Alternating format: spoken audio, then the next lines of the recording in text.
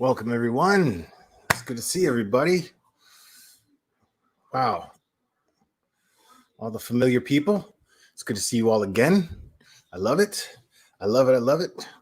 All right. So last night, uh, last night, uh, after Josh, the Dad Challenge podcast had his live, uh, I went live, and we we had some fun. I thought it was I thought it was fun. I had a good time. Definitely a little different. Kind of went off the rails a little bit. Kind of checked out some other things that were like, watched some Gator roll, death roll footage. Uh, we talked about coffee made out of bat and cat poop.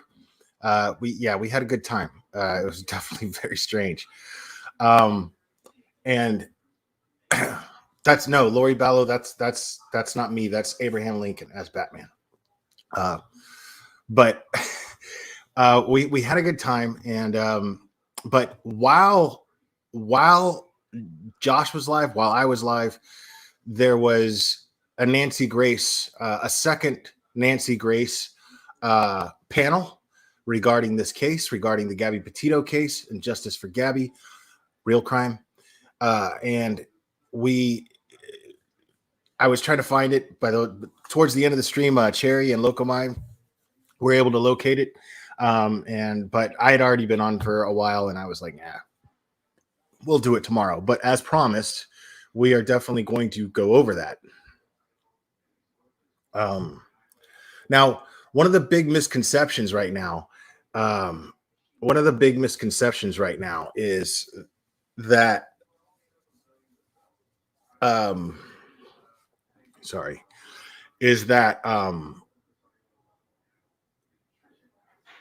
that the DNA that was found on the remains of what's believed to be Brian Laundrie based on dental records does not match. There's all kinds of things wrong with that view, with all those words that I just said, because it's not that the DNA doesn't match, it's that there is no DNA. It's that there was not enough or none of DNA found on that to be able to make a conclusive assessment of identity or anything for that matter. So what we're going to do, what WFLA just uploaded, you mean on, do you mean on YouTube or what?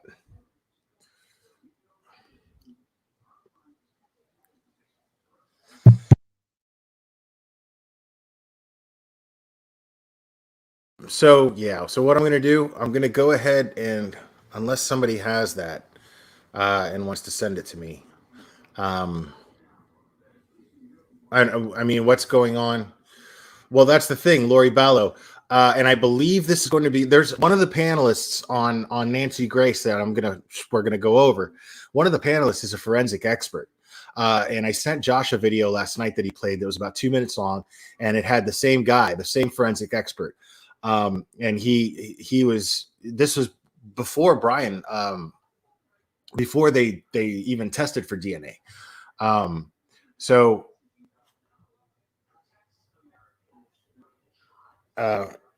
Thank you.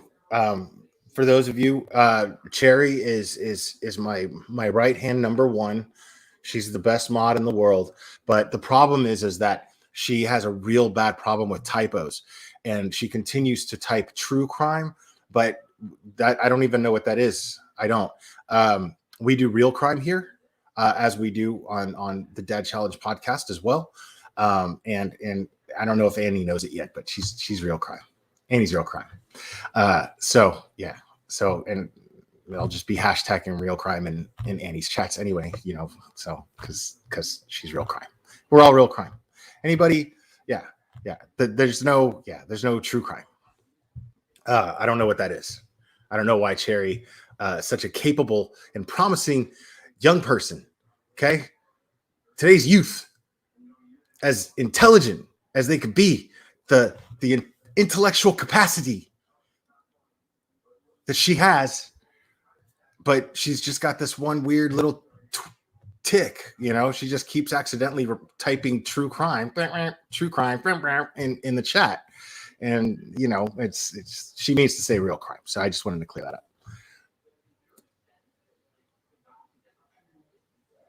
Oh, I heard something about that.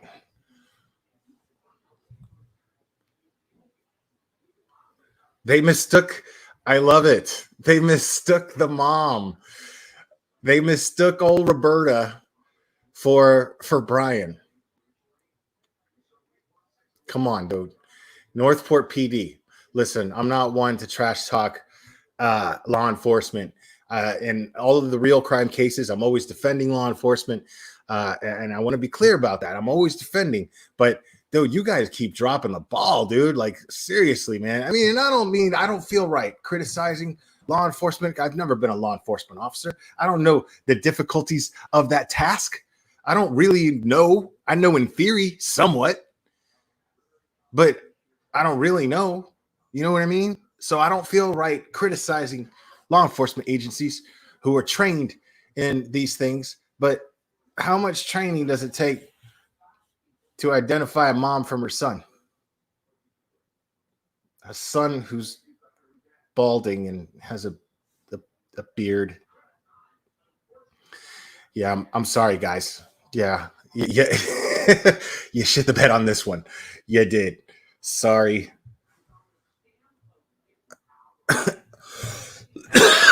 That's super weird. That's just ridiculous.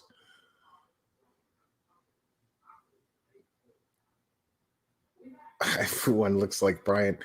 I mean, I get that he's got kind of an effeminate way about him. You know what I mean? I get that. He's not the most masculine butch dude in the world. Not exactly. You know, I understand that. But he's got a beard. He's balding. Law enforcement. Northport PD. Come on, man. Come on. DMs troll.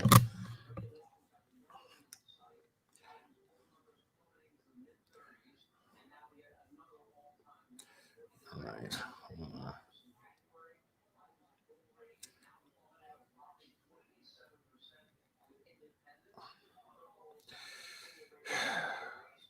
1 second, folks.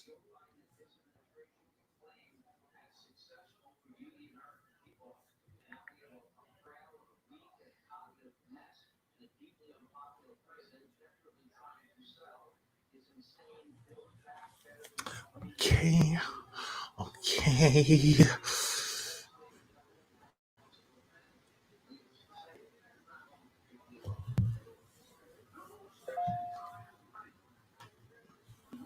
Hello.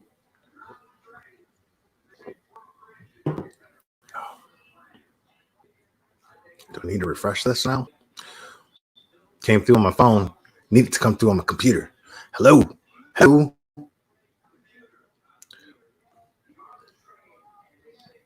There we go. There we go.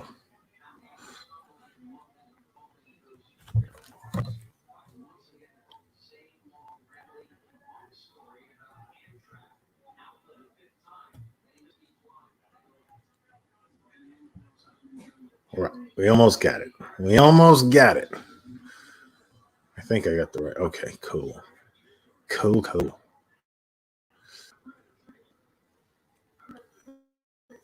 Between Brian Laundrie and his mother, that clears up one of the biggest questions in the Brian Laundrie disappearance. Northport police telling WFLA.com they thought that they saw Brian Laundrie return home with his Ford Mustang here in September, but mistook the driver for someone else. It was actually Brian's mother, Roberta Laundrie. We're breaking it down here live on WFLA Now. Hey there, everybody. JB Buno here with you live for an evening stream here alongside 8 on Your Sides. Justin Schecker joining us there on the right side of your screen. This answers a big question going back to September. This is one of the top questions that we get here on WFLA Now pertaining to Brian Laundrie's disappearance in September. Of course, we're talking about the Ford Mustang being driven to the Carlton Reserve and coming back it was the Thursday, September 16th, when Northport Police Chief Todd Garrison in the press conference say that we know where Brian is. The reason that they thought that they knew where Brian was at the time, according to Josh Taylor telling WFLA.com and other media outlets within the last couple of hours, the reason was because that investigators saw someone return home on Wednesday, September 15th in the Ford Mustang. They saw the driver get out with a baseball cap and go into the house. They thought it was Brian Laundrie, when now Northport Police are saying they made a mistake. It was, in fact, Roberta Laundrie, his mother. Yeah, obviously, this is the first week once this story Jeff broke. Goldby, you know, September 11th like is when super Gabby animated. Petito is reported missing.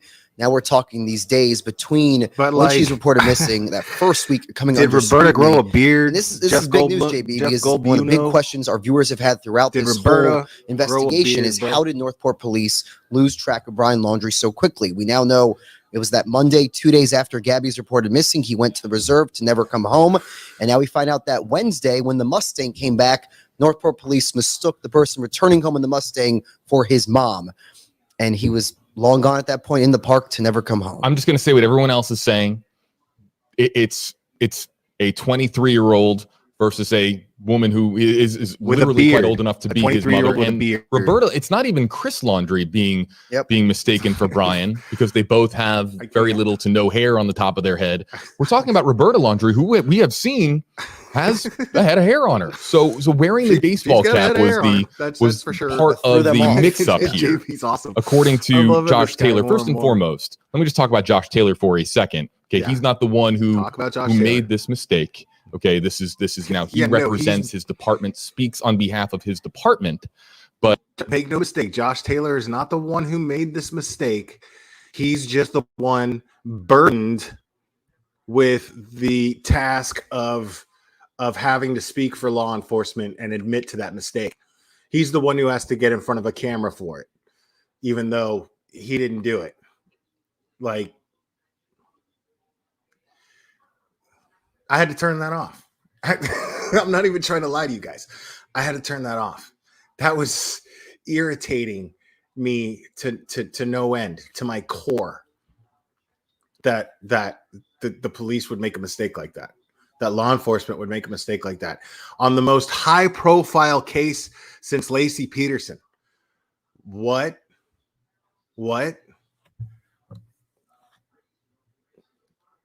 Dude, I can't. Like, that made my junk itch, dude. Okay? That's what happened there. That made my junk itch. That's infuriating, bro. The more I think about it, the more mad I get.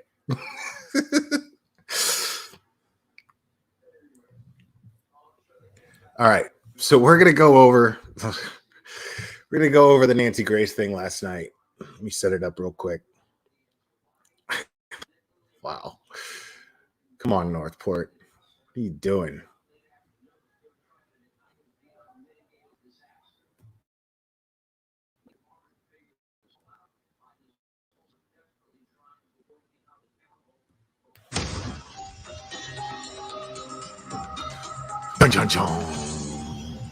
At this hour, skeletonized remains, a skull to be specific, found in the swamps of the Myakkahatchee Preserve, now en route to a forensic anthropologist to determine COD, cause of death. The remains of so-called boyfriend Brian Laundrie, found during a search of the densely wooded swampland by Laundrie's own parents. The Laundrie mom and dad. I got to tell you guys, I'm not going to lie. Nancy Grace, I guess because of this case, she's growing on me. I've never been a fan. I've never been a fan of Nancy Grace, but I'm lately becoming a fan, and I can't lie. I can't deny it. But it used to be that she got on my nerves. Now she just makes me laugh. She makes me laugh. Like, the look on her face. I can't get over the look on her face, the constant resting, I smell a fart face syndrome that she's got, and her and her dramatics. It's super fun. It's super fun. I'm enjoying Nancy Grace now. Doing in less than 1 hour of searching what couldn't be done by scent dogs, cadaver dogs, drones, divers, and hundreds of man hours. As an eyewitness across the country reveals what he saw at the Gabby Petito murder scene. Tonight, we are taking your questions. Investigators found what appears to be human remains, along with personal items, such as a backpack and notebook belonging to Brian Laundrie.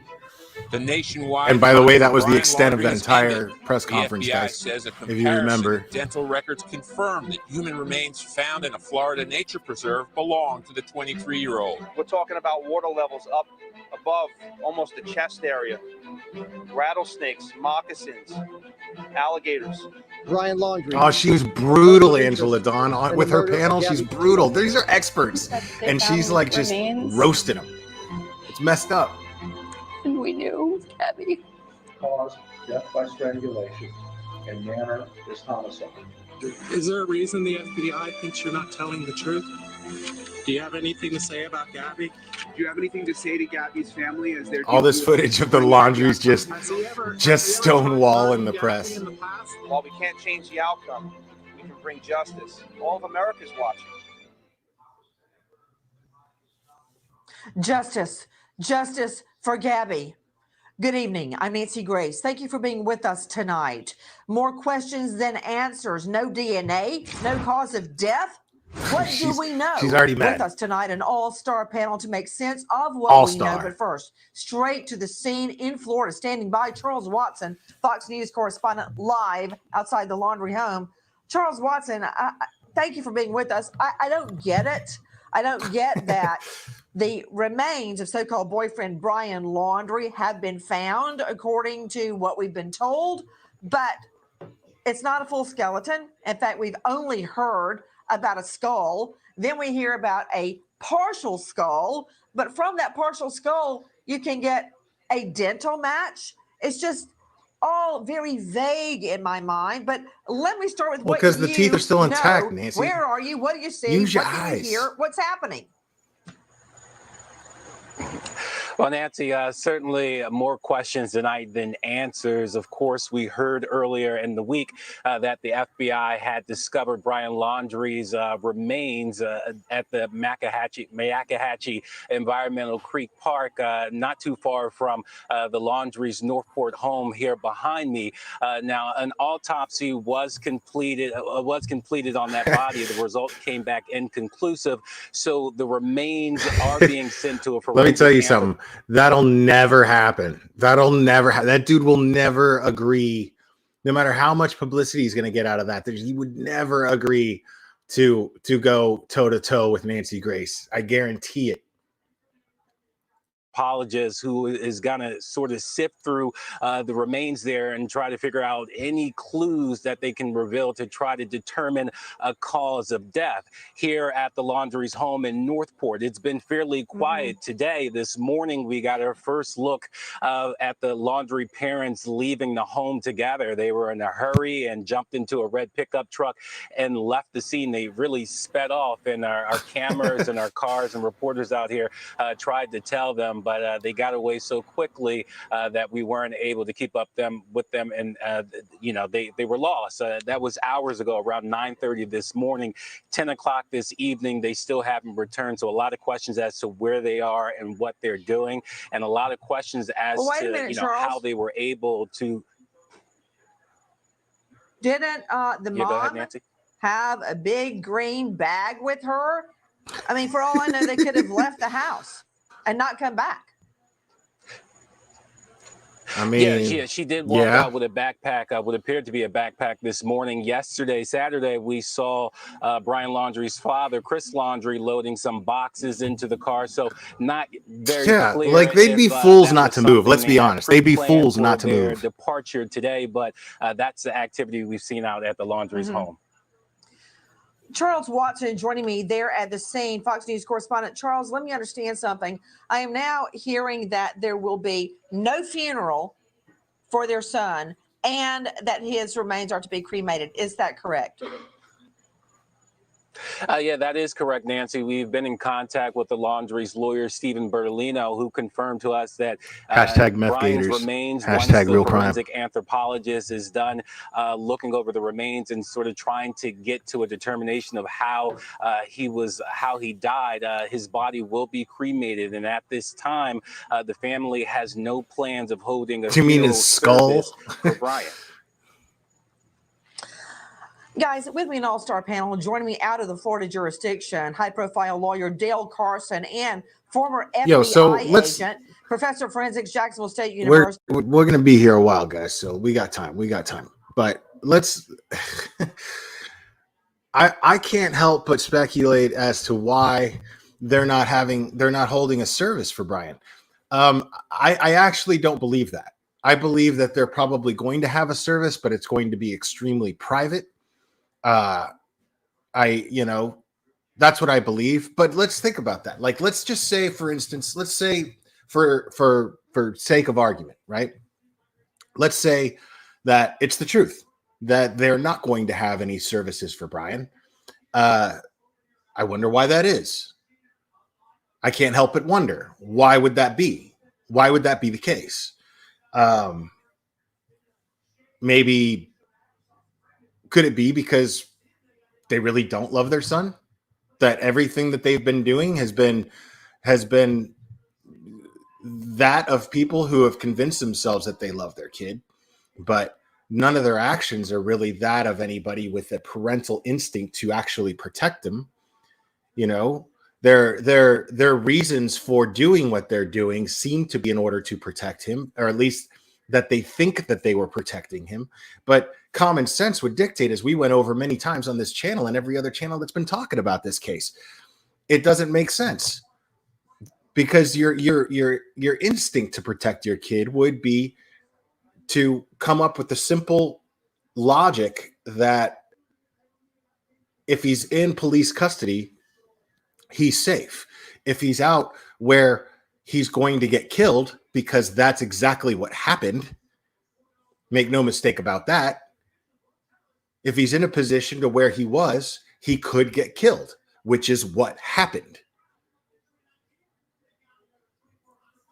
So if their instinct was actually to protect their kid, well, wouldn't they have encouraged him to go into police custody? Would they have not cooperated with law enforcement? Would they have not pleaded out to the public for their support? Just saying, man. I mean, it just doesn't, it doesn't make sense to me. It just doesn't make sense to me. So why would they not have a service? Is it because of that? But see, I don't believe that. I mean, I'm not saying that I'm not saying that I don't think that they love their kid. I'm not saying that, but I'm saying that they definitely didn't act in the best interest of him. When it came to a life or death situation, they went in the route that literally almost everyone that was aware of the situation felt that they were doing the opposite of what a parent who is protecting their kid would do. No. I'm not saying we should feel bad for Brian. I'm not saying that at all. But is it possible? Is it possible that the type of person that Brian is, the type of person that the person who murdered Gabby Petito is a product of his upbringing?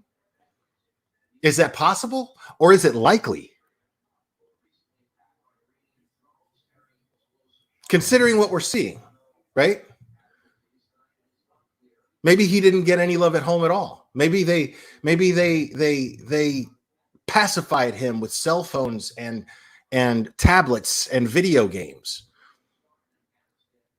Gave him whatever he wanted, told him to shut up, whatever, and just didn't even give him any attention whatsoever. He got into trouble, they just bailed him out and said, "We don't want to hear it. Go play your video game." No lectures, no right or wrong upbringing, no sit down and let's have the talk, son. I mean, I'm not getting that vibe. Maybe they felt he was a burden his entire life. And maybe he took out his frustrations for a lack of motherly love out on his ex-fiance. Maybe he was brought up to develop inadvertently a contempt for the female sex.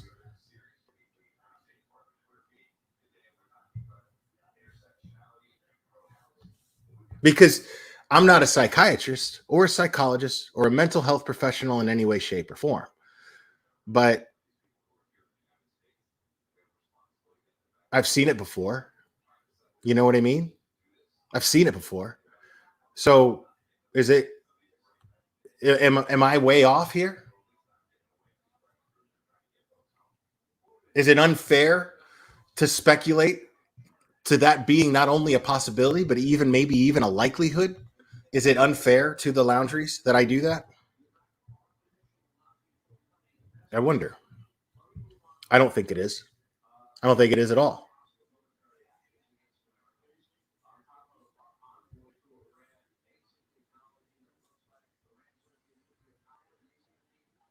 And author of Blood Beneath My Feet on Amazon, Joseph Scott Morgan, clinical forensic psychologist specializing in criminal cases, Dr. Alan Blotke, Chris Adams. He is, for lack of a better description, a swamp man, a swamp survival expert on Facebook, Living Wild. Swamp Cheryl man McCollum, living founder, wild. Director of the Cold Case Research Institute at coldcasecrimes.org, and of course, Charles Watson. I'm not quite sure, Cheryl McCollum, that the public is buying it, because I've been flooded with emails, calls, texts, that the parents go out of the home. They announce the night before, we're going to go search tomorrow. They go out in less than 1 hour. They, quote, their words, not mine, Cheryl, zigzag through the forest. The mom stays on the trail. The father, yeah, Rusty, that's what I want to see right there. What we're showing right now, Cheryl, I don't know if you can see it or not, are Chris and Roberta Laundrie, and they're being shown what we believe are items belonging to their son who's been missing, we think, since the 13th. I don't see any crying. I don't see anybody upset. A lot of people are stumped as to why they go out in 1 hour and they basically hit on his body. We see Roberta standing there with a baseball cap Nobody on. could do it. Does that look like a 23-year-old young man stumped because he doesn't find anything whose until he's picture is out blasted of the sight all of over law enforcement. social media? So there's nobody there next to him when he finds these items. Nobody's wearing gloves. And look right here. Here comes a gentleman walking his dog. This scene is not secure. It's not secure at all. There's no crime scene tape. They haven't cordoned off anything. They haven't stopped anybody, obviously, from coming into the area. The whole thing is odd, Nancy. Every single time these parents These are experts, man. it just leaves These us aren't baffled. people up on Fox News with a political Carson, agenda. I hear what Cheryl It has nothing McCollum to is do with saying, politics. but in answer to all of the emails and the texts and the floods of the phone calls, These are angry is this. parents, is what they are. I see why people believe that the parents planted the notebook or the dry bag or the backpack. But if you follow that through to its logical conclusion, you would have to accept the end of the game that they planted the body too. And I find that too fantastical, Del Carson. Well, I'm not ready to go there yet. As well. I don't believe that's exactly what happened, although I don't doubt that the dry bag was planted there by them or perhaps taken there by them that very day. It's very easy to conceal something of that nature on your person. And of course, they were not being escorted by the police. They were simply with the police when they were doing that field check. And it is, as Cheryl points out, very odd that they would find all of the critical information. They had to know where that was the whole time. Carson, you know, they had to have known where that was the out whole of time. Florida, and odd does not a case make. And I just don't see, you know, you're parsing why they would plant the backpack and then it's right beside the bodies. That scenario does not fit together for me. It doesn't hang together. But what are we left with? We're left with a partial skull. There are about 206 bones in the human body. I'm going to double check that with Joe Scott Morgan. But we've got part of a skull. Why? Why is that all that left of the body of Brian Laundrie? Right. Joining me, Chris Adams, swamp survival expert.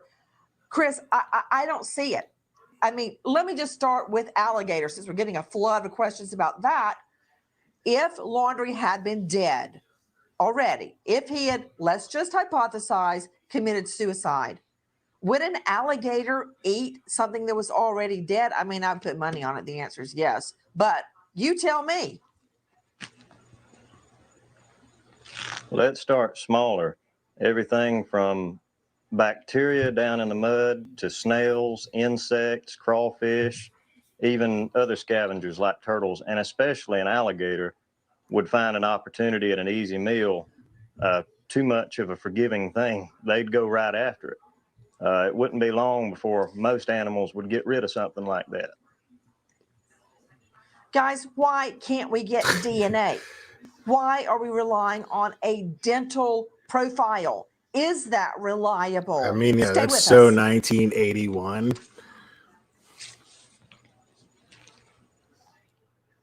No, Todd Kimberly, no DNA at all. They couldn't find any DNA on this. DNA, no positive identification, and now remains found out in the Myakkahatchee Reserve are being sent to a forensic anthropologist to tell us it's Brian Laundrie. Take a listen to our cut 9. This is the FBI. Listen. The FBI field office in Denver. And that's all you should do, 2B2. That the human remains okay? found just you're okay. yesterday Don't you on worry. the Myakkahatchee Trail You're protected. and Park are those of Brian Laundrie, according to some of those dental records. To give a little more detail, they say a comparison of dental records confirms that the human remains are, in fact, Brian Laundrie. Straight out to Joseph Scott Morgan, professor of forensics and death investigator. For those of you that don't know, Morgan has been on over 10,000 death scenes of all sorts. Jesus. So, Scott, you know that dude let's drinks. talk about the 206 bones. You know that person correct me drinks. if I'm wrong, in the human body. And all we've got is part of a skull, not even a whole skull, which would suggest to me under other circumstances that he was shot in the head or that he shot himself in the head, since part of the skull is missing. Not necessarily, but why can't we get DNA? I mean, a definitive match that this is Brian Laundrie. Why do I have to rely on a feeling in his wisdom tooth? Yeah, I think that probably one of the biggest reasons, Nancy, is this is an indication that there is no soft tissue left, or at least very little that's viable. That means muscle, skin, any kind of underlying connective tissue that you might have. I think, and obviously there are going to be no body fluids whatsoever. And of course, in this case, the fallback position is going to be dentistry. Teeth are very resilient. Now, this goes to the bigger. No, Todd Kimberly, if you're listening to this expert right here, he's a forensics expert. He's explaining it's no DNA. It's not just blood DNA. They can't get any DNA off of the remains that they found of Brian Laundrie. There's no DNA evidence, is what they're saying. None. Not blood, not anything. Issue, Nancy. They're saying they have a partial skull. No. I understand that DNA can be extricated from bones. Yeah, it can, and from teeth too, also into the pulp of the tooth. And for some reason, Pulp they of the decided tooth. to strictly go with the dental records. And let me tell you something else. In my experience, it takes a little bit longer to get dental records. Nancy, it's almost as if they had these dental records sitting in their back pocket. Remember, they were able to get the dental examination done and the confirmation of the ID within 24 hours. Wow. They had these on standby. They knew that this was coming. They expected this. Well, if you can get DNA out of bones, and we've got part of a skull, and you can get DNA out of teeth, and we've got dental record comparisons, that tells me you can get DNA. And I want to know, why don't we have DNA? I know that it sounds mystifying and confusing, but getting DNA out of teeth and bones is really not as hard as it's made out. Really, Nancy, please tell us how you do that. Please explain to us the process of how you extract DNA from bone and teeth, please. Thank you. With you, Adams. And I want to point out that you totally dodged my earlier question. And let me just Why is give she it to you attacking like her this. panelists? would alligators eat something that's already He didn't avoid it. dead, He answered it. or do they want something alive? Absolutely. They are scavengers Absolutely of the what? highest Yes, no. degree. Absolutely means yes, you dolt. They will eat something Absolutely, dead. they'll eat a human. He answered your question if they twice find already. one already Okay, dead. Chris Adams, let me ask you this. Let's just try to logically address what we know. So, if this is Brian Laundrie, and we are told it is based on dental Right, records, Leo, I don't know, man. That was would weird. an Like, why did she attack alligator this have guy? the jaw function to destroy the skull? That's one of the strongest bones in the body. That's a good question. If he gets a good clasp on a portion of the body like that, their jaws have bone crushing ability. A little more than 2,500 pounds per square inch would be enough to easily crush a skull, especially of an easy opportunity at, say, a meal like a deceased body found in a swamp somewhere. Please, Lord, sweet baby Jesus, please let Brian had been eaten head first by a meth gator. Please let that be the way he checked out. Please don't let it be suicide. Please don't let it be mosquitoes. Please let it be that a meth gator got a hold of Brian Laundrie's noggin, his dome, and ate him head first. Please.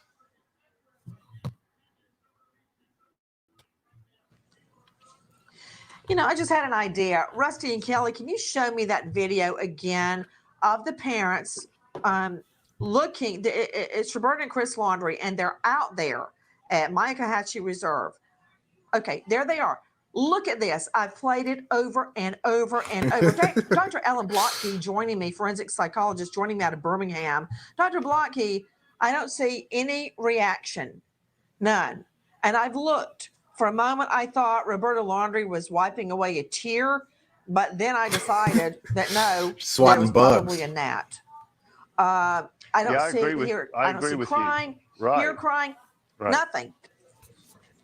Yeah, I mean, that's the most striking thing about it is here they are, their son's deceased, and yet they're showing no emotion whatsoever. It's very odd. Okay, Dr. Nancy, Blotke, that's going to be a word we keep coming back You're the to. MD, but very odd. I was expecting a little more out of you on that. What does that mean? I mean, did they? My man was just specify like, this yeah, so it's they weird. weren't I don't know what to tell you. It's surprised? just weird. What do you make of it? I mean, if It's my hinky. child, my son, John David, had been missing for this long, and somebody shows me his notebook, I don't even know what I would do. Is that a beard? No. Yeah, I Never think mind. even Sorry. if they were Thought it was a expecting beard. it, it's still odd that they're not showing any emotion. It just doesn't make sense, and I think it probably has some negative connotations about their emotional state. It really doesn't make sense. Well, Guys, we are taking your questions. When we come back, stay with us. No commercials, bro. No commercials, bro. She thought her life was in danger. You found. Welcome to Fox News Live. I'm Marianne Rafferty. A powerful storm Hey, lashed Marianne California Rafferty. with heavy rain and strong winds. The severe downpour is unleashing flooding and landslides in the northern part of the state. She looks like a tennis Areas player. burned Looks bare like she's by got- recent fires are especially vulnerable. Probably And plays there are flooding reports women's across the San basketball. Francisco Bay Area and in Napa and Sonoma counties. Some areas She looks could like get she up might to have thrown the 8 shot inches put. of rain. An Right? anti-vaccine mandate protest getting Like she might heated have outside she might have Barclays thrown a Center in shot put Brooklyn. too. The group who came out in support of Nets player Kyrie Irving attempted to storm the doors of the arena. The star point guard has been banned from playing home games because he didn't get the mandated jab. A similar protest against the city's vaccine Yo, mandate man. was held in Times Square Somebody last Saturday. care about this? I'm Marianne Rafferty. Now back to our special with Nancy Grace. Okay, well, thank you. Shot put, homie.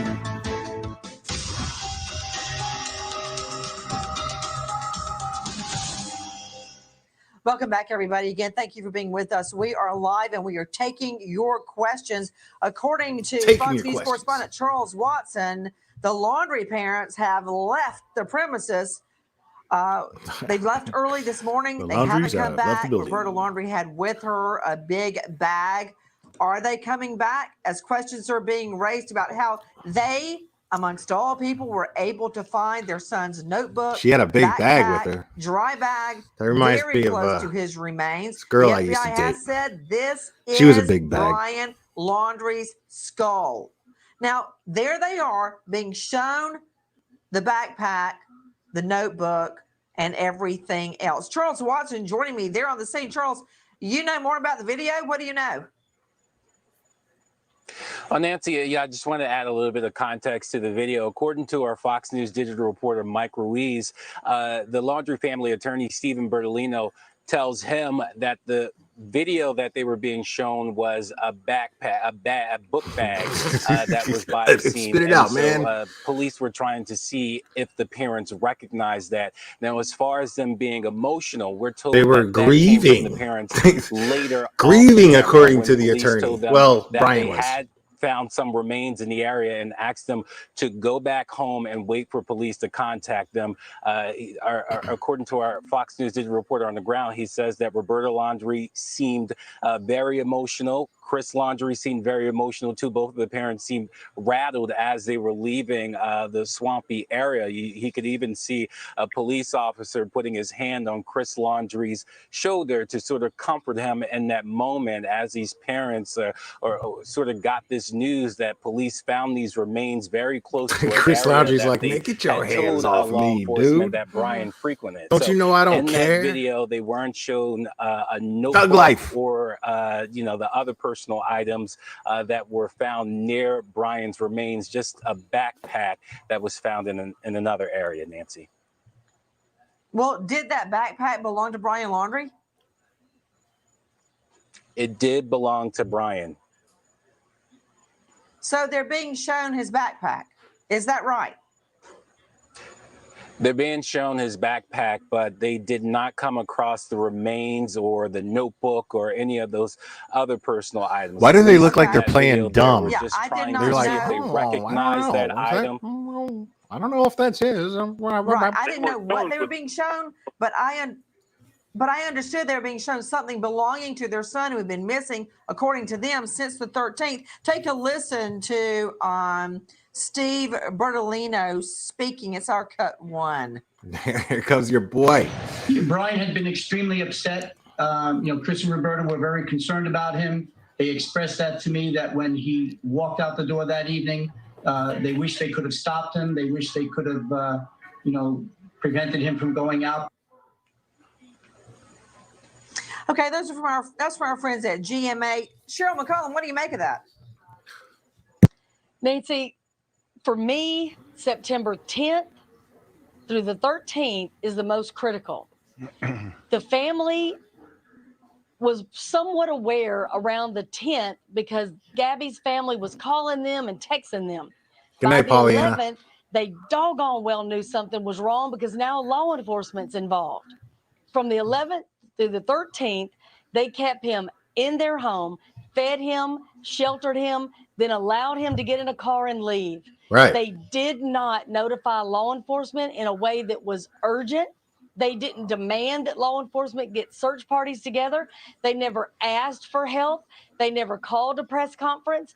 They waited 5 weeks until they went and searched personally for their child. And now Chris and Roberta Laundrie apparently have taken off. Let's take the questions from Tuckaputz. How long does it take to have a body in Florida heat become just bones? All right, that's for you, Joe Scott Morgan. Hit it. Yeah, absolutely. In this environment, we've got intense heat. We've also got high relative humidity. And keep in mind, these remains are found under a canopy of trees. Just think of the jungle, for instance. This is like being almost in a gigantic crock pot, if you will. The body is semi-submerged, and so the actual tissue is literally going to fall away from the bone in a very expeditious manner, as opposed to, say, if it was in another location with less heat, less humidity, this sort of thing. And not to mention, right, you've also got scavenger activity as well.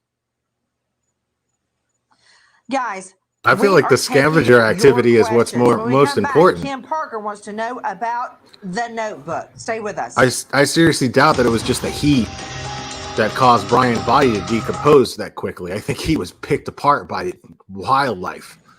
Welcome back, everybody. We are live and taking your questions. You know, Cheryl McCollum, you're worried about September, what did you say, 10 through 13? What about September 1 when Brian Laundrie rolls back into town and his parents actually change? They know he's coming without Gabby because they changed the reservation at DeSoto Camping Grounds from 2 to 3. And I don't know about you, Cheryl, but when everybody sits down to the supper table Good and point. somebody's missing, I say, typically, where's Lucy? You want to tell me that nobody said, where's Gabby? They knew the whole time they knew, that man. something was very, very wrong. And during that time, they sheltered their son. They would not let him speak to police. They wouldn't let police even see or have a conversation with him. For a reason, they did not return the calls to the Petitos. They didn't return emails or texts for a reason. They didn't want to say anything. Now, the lawyer says that was his doing. But why would you leave the Petitos hanging out in the wind like that?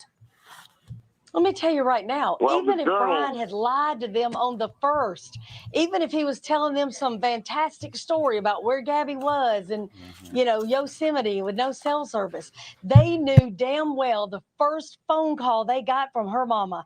They knew the first text message she was leaving them frantic. Where's Gabby? Have you seen her? They knew she wasn't posting on social media. They knew she wasn't at her house. She knew Brian wasn't talking to her over FaceTime every night like a normal fiance would do. Cheryl, that's They what I knew was it. just telling you. All that started September 1 through 11, when she was finally reported missing. So the 10th through the 13th, that means nothing to me. I hear Dale Carson jumping in, But it and in should. jumping in, I know about the notebook. Right, Dale? Right. The notebook may be a confession where he says in his own handwriting that he told his parents what happened, which could lead to their prosecution as well. But clearly this is handled by a reactive squad in the Bureau. They're looking for a fugitive. They have found the fugitive. So they're done with their inquiry. And anyone who's Annie actually went over a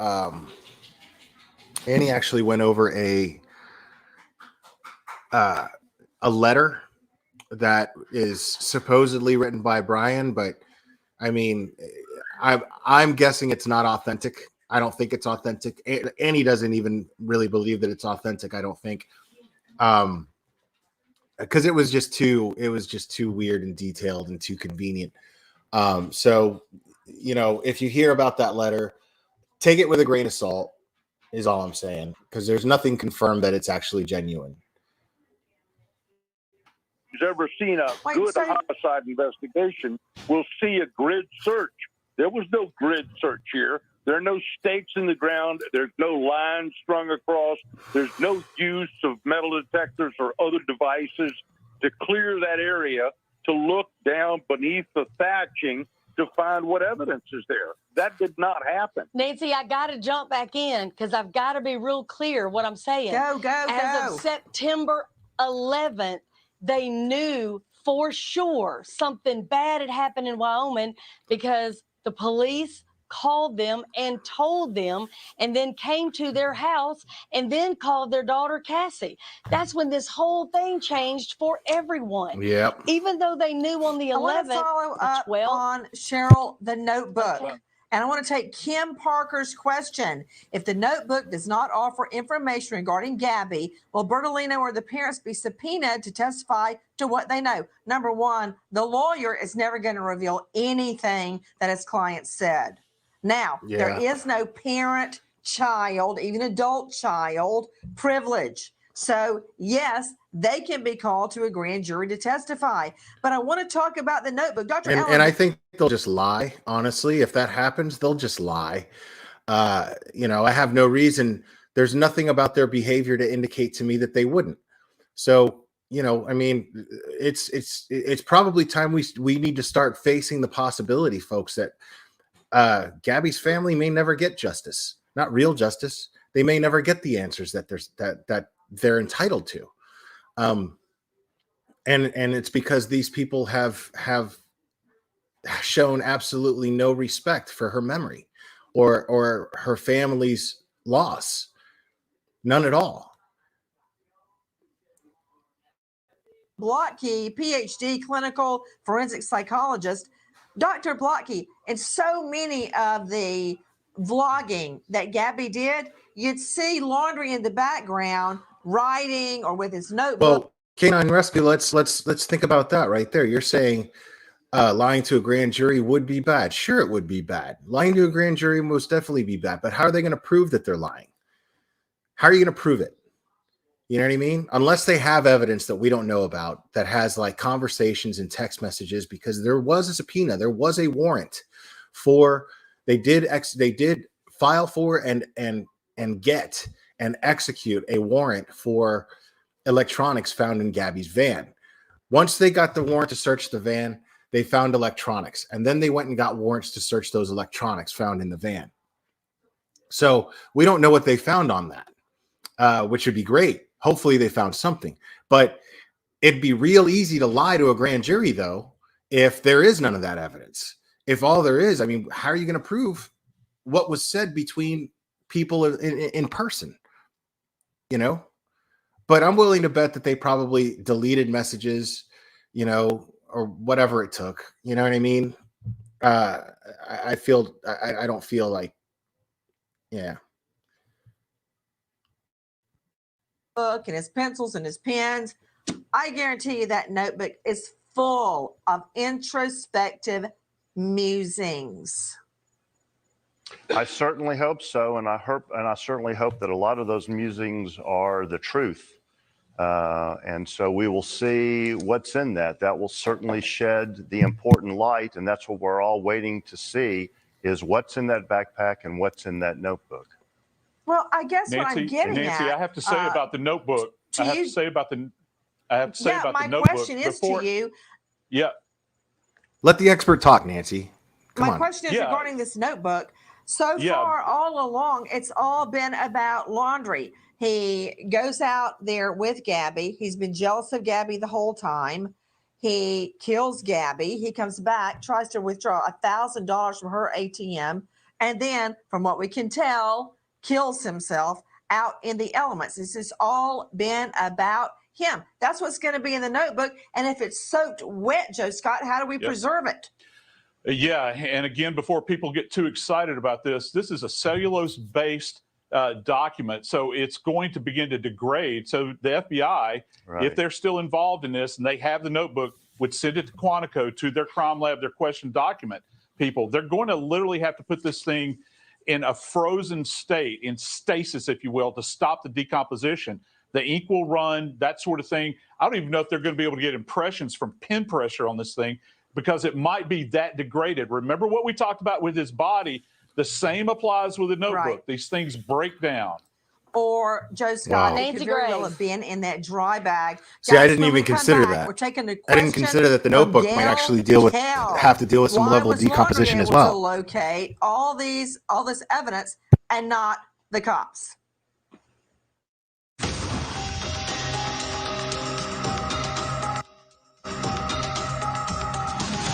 Now's not the right time to talk about, the situation with Gabby, but the family was following my directions. I told them not to talk to anybody, not to say a word. I was the intermediary between the family and law enforcement. The situation, the Gabby situation, she's a situation. She's a beautiful young woman murdered out in the middle of the wilderness by your client, Bertolino. Tell him, Nancy. That was Bertolino speaking with our friends over at CNN. The Gabby situation. Okay, what do we know? We know that right now there are no answers for the Gabby Petito family. So what does this mean for them ever getting justice, for knowing what happened to their daughter for the rest of their lives? Are they going to put their head on the pillow every night wondering what happened? Right now, our only chance is that there are forensic evidence texts that have found evidence on and around Gabby's body that will implicate and explain how Brian Laundrie murdered Gabby. Let's take the questions. Gail Kell wants to know why the Laundries are able to pick up the evidence when none of the cops could, and could they have planted it? Yes, they could have planted it, but that really doesn't make sense because we don't believe they planted the body. Let's go out to Jamie Mack's Exactly. question. Can That's Gabby's exactly what family I've been file a saying. wrongful death suit, and who can be included in that suit? Wow, that's a good one. Dale Carson, you're the former FBI agent, now lawyer. Emotional distress, pain, suffering for all those days. The Laundries never return calls about where's my daughter? Well, certainly there's no requirement for them to respond. But of course, the actual There's a individual moral killer, requirement. that person would be suable, if you will, in a case like that. Well, wait a minute. I disagree with you. That individual is dead, according to the FBI, the dental records. But when the Laundrie family refuses to answer Petito's request, then begging for information about their daughter, I think that could go to a trier of fact and let them decide what's right or what's wrong. Speaking of the body, to Chris Adams, swamp survival expert, joining us on Facebook, Living Wild. Chris, a lot of people are wondering, since we don't have a cause of death or manner of death, how somebody could die out in this swamp environment. You make your living out there. How could he die out there? Y'all see how I squeeze myself in the panel here?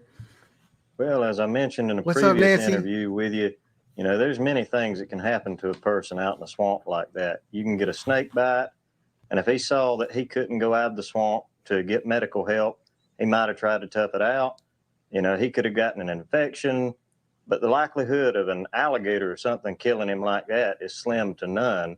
You'd have a better chance of getting hit by a bus and being killed by an alligator. But drowning is another possible why do thing. you say I understand that area Huh, was that's inundated with interesting. water. Alligators, But this guy typically, is a whether they're 8 seasoned inches or 8 survivalist. feet long, they're not going to go after a person. Their idea of safety is anywhere away from a human, typically. Huh. Every Well, wait now a and again, minute. you have a What case about a where person one might that's- kill a person. But Chris, what about a person that is incapacitated, that maybe has been drinking or doing drugs? What about that? What Or about bit by a person that's snake. taken too many antidepressants or anxiety pills? You don't think an alligator would take advantage of that? Why are you arguing with this guy? He knows. in that case, and that would be one of very few cases where that animal sees an opportunity, and it may well take that opportunity for a meal if it's not had one in a long period of time. Out to you, Joseph Scott Morgan, professor of forensics. I've got 1 minute. Explain to me, there's 206 bones in the body. All we know about is a partial skull. Why aren't they out there on their hands and knees trying to find the rest of his body? That's an excellent question. I had suspected to see more cadaver dogs bouncing about the countryside out there looking for, because when this happens, you get scattered remains that go everywhere, and these little scavengers will actually take bones and take them off to their burrows. So you can have, I've worked cases where you have bones spread all over the place, Nancy, 50, 100 yards away. And it's not too big a deal to go out and look for them. But this terrain is so treacherous with all of this water that's out there, it could make it particularly difficult. But yeah, these remains are dispersed. When we come back, Jennifer Stepp wants to know, what did Laundrie tell his parents that prompted him to get a lawyer? What y'all don't know about Nancy Grace, okay, is when she was young, okay, she's got a sibling, right? Don't know if it's an older or younger sibling, probably an older one, but I'm thinking that this sibling threw a putrid fart. And as soon as Nancy smelled it and reacted to it, the sibling timed it perfectly and smacked her on the back really hard, and her face just got stuck on smelling the fart. I think that's what happened. She was like, oh, and then he smacked her in the back, and she was like, what did you do to me? And she just got stuck like that. That's what I think happened. I just a rumor. Just a rumor, people. Okay? I know we deal in facts and real crime. It's okay to speculate. That's all I'm saying.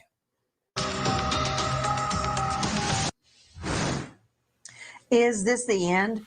Are Gabby's parents never going to have closure. Let's take this question. Jennifer Stepp, out to you. Dale Carson, what did he tell his parents that prompted them to get a lawyer, and can they be forced to testify in front of a grand jury? That's a great question. And of course, the answer is yes, if they're granted immunity. And what would they be granted immunity from? From aiding and abetting. Aiding and They abetting. knew that the child was killed by their son. Mm-hmm.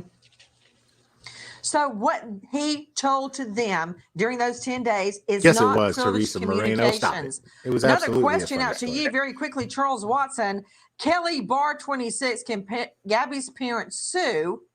And can they sue the cops for dropping the ball? I don't blame the cops for not finding the body in a swamp area. Oh my God. But how the hey, Charles Watson? Let's address this. Let's have a little fun. I got a troll in my chat. Okay. So Kimberly Cam says you are clearly showing your misogynistic leanings. If Nancy was a dude and had resting fart face syndrome, I would absolutely say the same exact thing. Resting fart face syndrome sees no gender. Okay. It is a problem. Okay. It's really important that we address this, okay, because it's a clear problem. Resting fart face syndrome is a problem in our country and in our society and even in the world. It affects our youth. It affects anyone who is subjected to it, and it can change your life for the negative. I'm here to bring awareness to resting fart face syndrome. It sees no gender. It could be you next.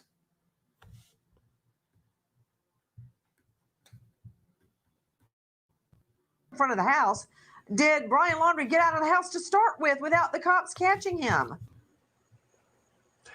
Well, Nancy, he was able to just walk right out of the front door, presumably. Clearly. We spoke to the Northport Police Department about that, and they had always maintained at the time that Brian was only a person of interest in the disappearance of his girlfriend, Gabby Petito, and he was free to go and do whatever he wanted as a private citizen. Okay, Charles, I know they said that, but with the press all around the home and waiting to find her body, I know they said that. To me, they should have been watching him like a hawk. And I'm very curious to you, Joe Sky Morgan. The only way we're going to prove this is through forensic, extrinsic evidence like phone records and something off her body. Best guess. Go. Yeah, I don't know that you're going to be able to recover anything. I think that the DNA was probably compromised because of the extended exposure that her body had out there. Remember, it's very, very fragile, Nancy. Hey, Nancy, will there ever What's up, be Amy? justice? The cowboy for is an Gabby's expert in swamp family? life. Right now, Brian Laundrie's parents have seemingly just left the area. It's getting hot. Are they going to be called to a grand jury? And so, will they have to tell? For those of you just joining,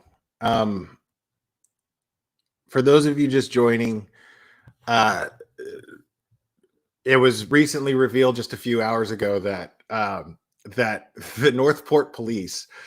It pains me to even repeat this. Like, I had to turn it off when we were listening to it earlier.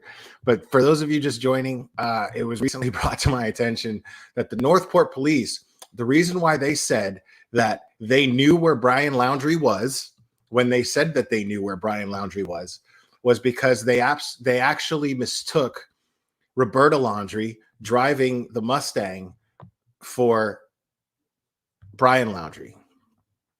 That happened for real. Trained professionals could not identify or differentiate a 23-year-old man with a beard from his mother because she had a baseball cap on.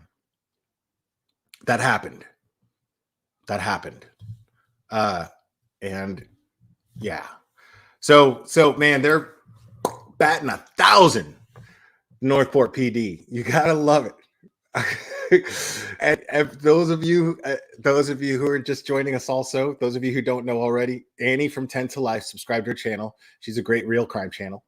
Annie from 10 to Life is now Nancy Grace is her idol. She adores Nancy Grace, but I've been sitting here roasting her idol for like the last hour. So, and I'm going to keep doing it. And I'm advocating for her. Okay. I'm advocating for her. Okay. To join Patreon. Okay. Just $5 a month. We can fight resting fart face syndrome together. $5 a month, guys. That's all you have to do. A grand jury under oath what their son told them. Is there any fiber evidence, DNA evidence on Gabby's body that will She's reveal growing on me too, what Amy. I know. happened out in Wyoming? The most we can hope for is a detailed statement from the medical examiner. When will we know the truth about what happened to Gabby Petito? When, if ever, will we have a definitive DNA match to the remains found there in Myakkahatchee Reserve, purportedly a boyfriend, Brian Laundrie? We wait as justice unfolds. You know, Cheryl McCollum, we're all waiting for justice unfolds. As it unfolds, what's going to happen next? Is this the end for Gabby's family? That's a great question. It's not the end, Nancy. They're still going to get some answers. They're going to be able to tell them the items that were found at the scene in Wyoming that came out of the van. That's going to be, conclusive. They're going to be able to link the phone pings and all of these things and all the text messages. We have to sign off, Cheryl. Everyone, thank you for being with us. She just like, good night. She don't even play. She's just like, listen, I'm done talking to y'all. Bye.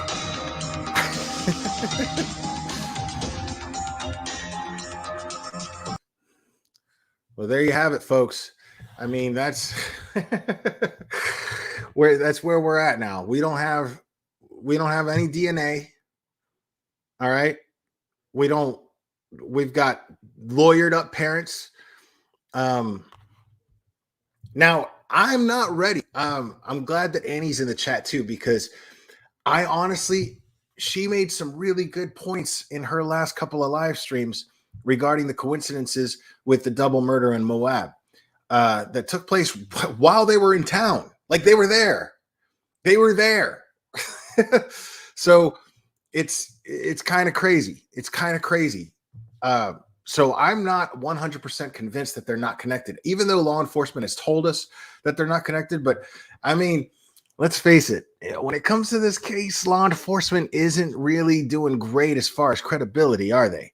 And I hate admitting that. I hate saying that because I'm never one to talk poorly about law enforcement when it comes to these real crime cases. But when it comes to this case, I mean, it's hard to deny it, man. It's, if you use your eyes, you can see it. It's there. They really continue to drop the ball, man. I mean, I hear the Three Stooges theme now when I think about them doing work. And I hate that. I mean, dude. I mean, come on, dude. Like, just stop and think, okay, before you do something.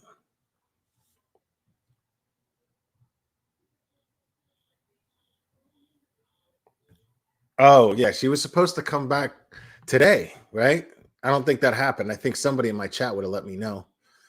But yeah, I doubt this Laundrie lawyer is going to go back to Ashley Banfield, because she was just like stirring him up, man. She did a great job. She got him really riled up.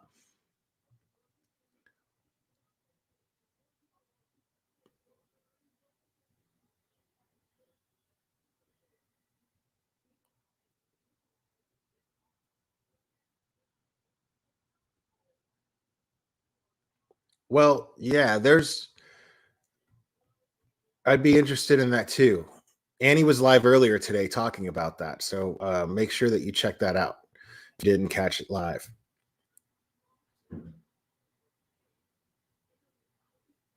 Yeah, you're not the only Floridian to say this, Alexandra. You are not the only Floridian that has said this in my chat.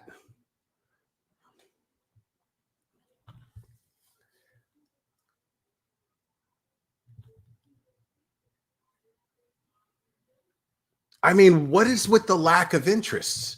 That's what I want to know. What's with the lack of urgency from the Laundries to find Brian in those weeks? I can't wrap my head around that.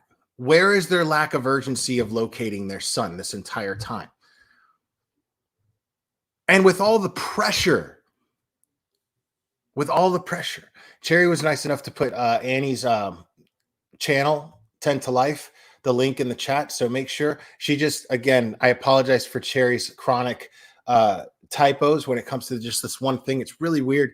But we're going to get her help too. Okay. I mean, it's something with her phone. I think, cause she's perfectly, she's fine. You know, there's nothing like wrong with Cherry. You know what I mean? Which she might even say is debatable, but there's nothing really like, I think it's her phone. I think her phone just automatically, and she doesn't like correct the autocorrect when she types real crime. It translates into true crime when it's on here, which is a mistake because true crime's not even a thing. So I'm just saying. So don't hold that against Cherry. She's, you know,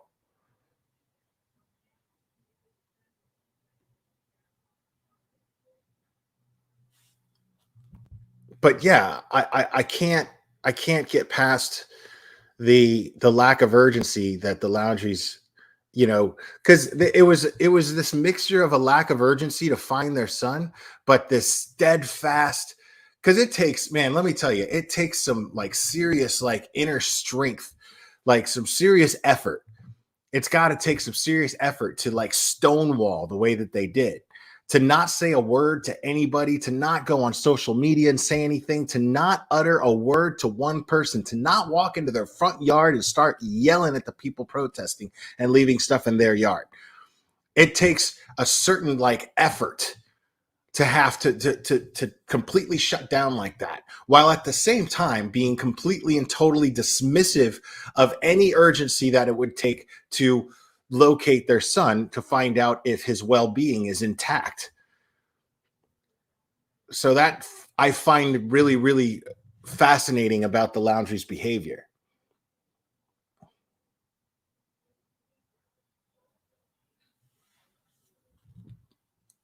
Right. Andrew, that's exactly what I'm saying. And why didn't law enforcement find them? Why didn't law enforcement during all that time? Remember, there was a bunch of us that were just like, they're wasting their time in the Carlton Reserve. Why are they even searching the Carlton Reserve? They're wasting their time. We thought that he was on the Appalachian Trail headed to where, God knows where. You know, we thought he was heading in the opposite direction. Most of us did.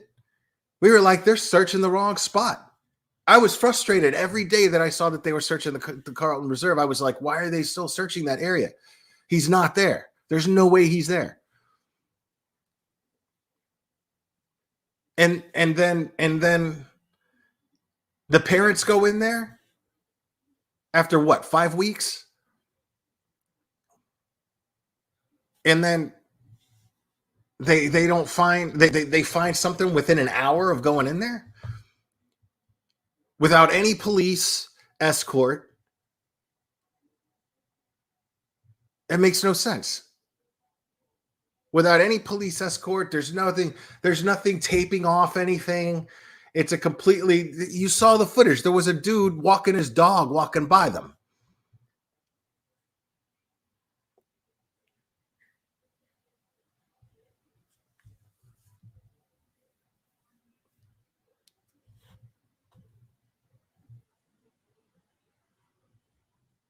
Well, that's under the assumption that the remains found are not his. So, I mean, whose remains are they? You know what I'm saying? Like, we have to assume that those remains are actually Brian's. I mean, it can't be a coincidence that those remains were found near where the backpack was found and the notebook. So,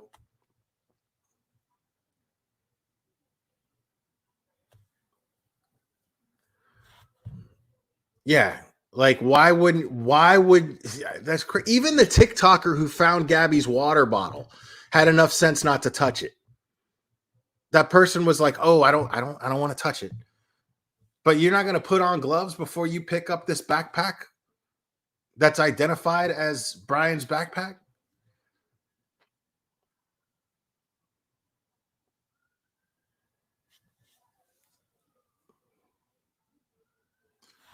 I mean, but that's a possibility right there, Dizzy Lizzy. We're all in trouble if the Laundries are better than the actual investigators. I mean, well, look at what's been going on. Roberta Laundrie put on a hat, drove dude's car, and they were like, "We know exactly where Brian is."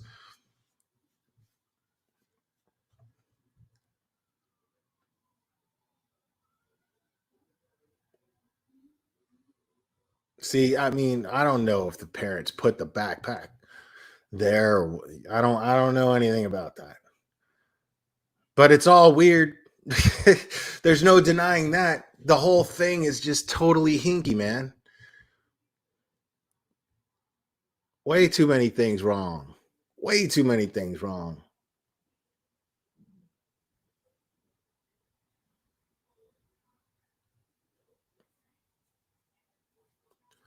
And I don't know if the rope that was found near there had anything to do with it. I don't know. I still don't think that he unalived himself. I still don't think that. I think that he like, I don't know, maybe. I mean, I'm going to go with what that expert said, that swamp expert. I'm going to go with what he said. He said it's very unlikely that an alligator would have attacked him. But then again, that's just an alligator, I'm thinking if it was not intentional, if his demise was not intentional and self-inflicted, then I would say that he probably got bit by a poisonous snake. And while incapacitated, something rather large ate him for dinner. Alexandra, I can't give you credit for naming him Soy Boy. I can't do that. It's a pretty common name for a dude like that. Although I do appreciate the super chat, but $5 just does not buy you this unrealistic, delusional credit that you feel that you deserve. I'm sorry, it just doesn't.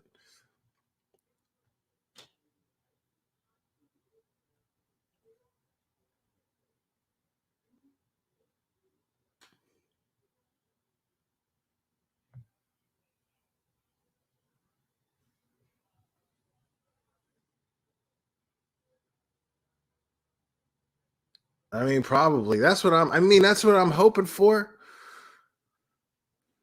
Like I prayed earlier to dear sweet baby infant Jesus, if man, please let a meth gator have eaten this dude head first. Please let that have happened.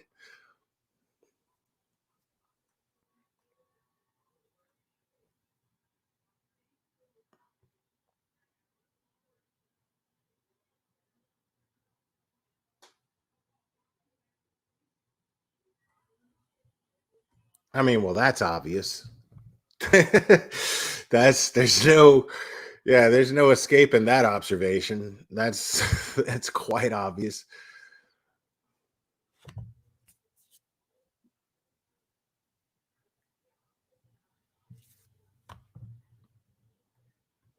Yeah, I know. We talked about this. What I mean, what's funny is after all this, right?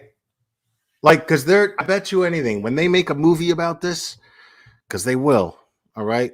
And if they make like a big budget Hollywood blockbuster movie out of this, it's going to be a drama / comedy. That's what it's going to be. Drama / comedy. That's what it's going to be.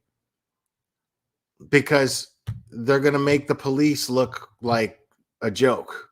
That's the only way they're going to like. It's like you make a movie about Joe Biden. There's no way you're not going to make that movie funny.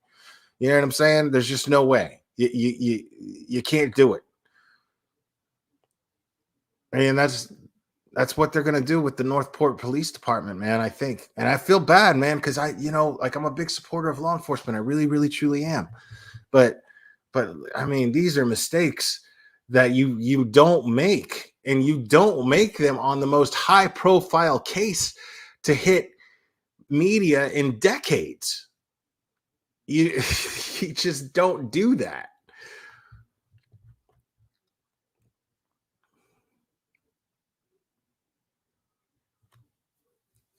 No, it made me mad because it could only be a joke, and it's unfortunately not. That's why it made me mad. Because, like, it didn't follow up with a just kidding. That's a hoax. Just kidding. That's not what happened. My man Josh Taylor made a statement saying that.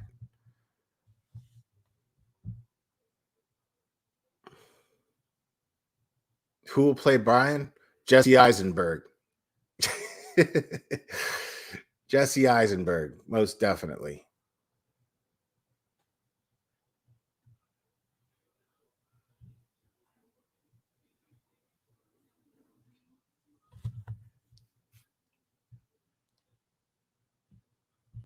No, you don't make those mistakes in real crime, though. Yeah. I don't even know what you call where you do make those mistakes because we don't know what that is here. But in real crime, we don't make those mistakes. That's not what happens.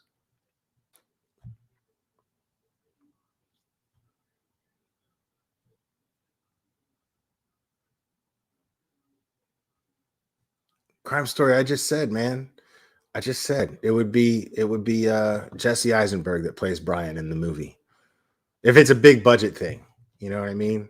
Lifetime thing, just some dude with a headshot, you know, or some dude that's like on Disney Channel movies or something like that.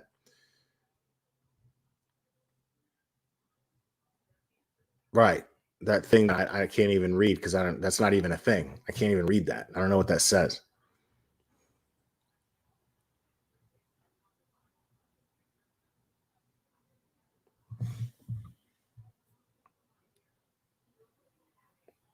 That's weird.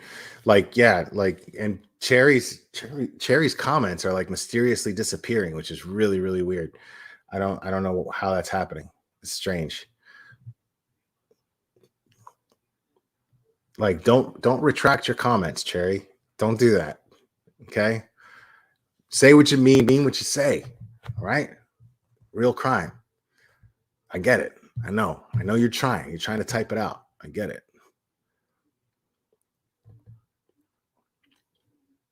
Dude, I'm way too old to play that dude.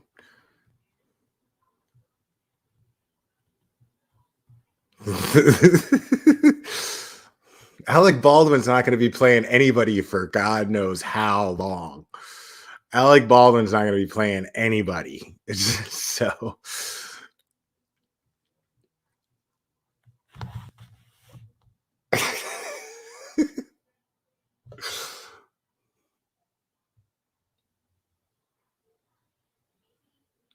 yeah, that would actually be funny. I'd love to see like a reprise of like his My Cousin Vinny character, but he's actually playing the Laundrie's lawyer. That would be hilarious. I'd love to see that.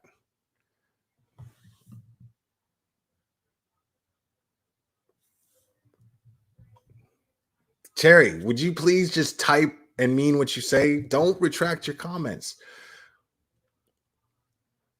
Just mean what you say when you type, please.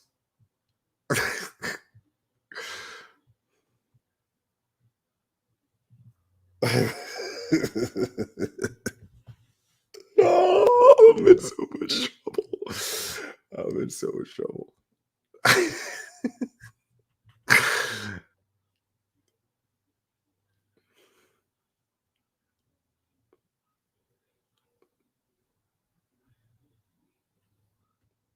Yeah, right. Like yeah. Like Getz. What's his name? Leo Getz. That's his name in Lethal Weapon. That's right, Leo Getz. Okay. But you're black. Lethal Weapon 2 is hilarious. Oh, good. I'm glad you started watching it.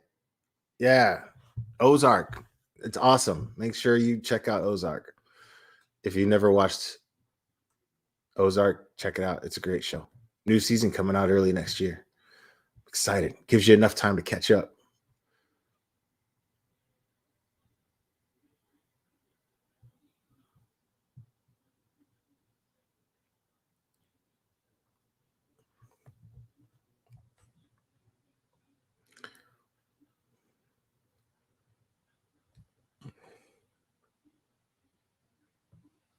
I